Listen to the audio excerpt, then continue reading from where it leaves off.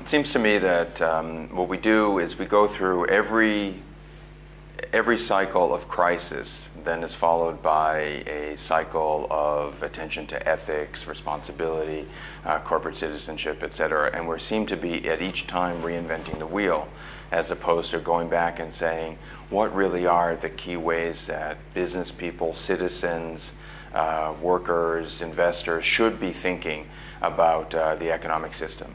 And it seems to me that in the same way that we want to train business school students, for example, to think about financial reasoning or economic reasoning, statistical reasoning, so too do we need to train them in moral reasoning.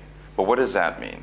That doesn't mean to tell them this is right and that's wrong, and it will always be right and wrong in all situations. But instead, we want to teach them a set of skills so that when they are confronted with difficult situations, they can evaluate the opportunities, the alternatives, assess them to try to figure out what does that mean for themselves, what does that mean for their organizations, what does that mean for society as a whole.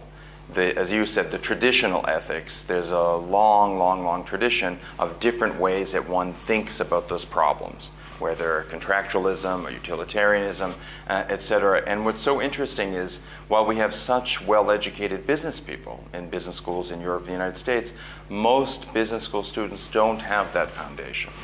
So what we know, and this is one of the things that we do well at MIT Sloan, is this practice-based or action learning.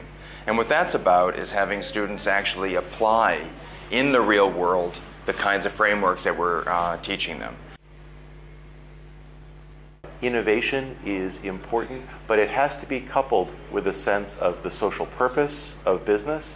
And we work to instill that sense of purpose through not only the in-class commitments that we make to our students through courses and the like, but we also have a commitment to project-based learning, to bringing our students out into the world and seeing the ways that business makes a positive difference in society and sometimes not such a positive difference.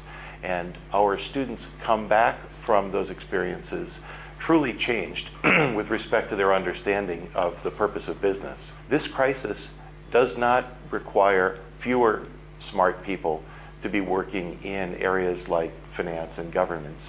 It needs more smart people. And we are committed to fact-based decisions. We're committed to telling the truth as an institution. We're committed to creating leaders who are able to have the courage of well-founded convictions. And that, I do believe, will help prevent another round of crisis like we've seen.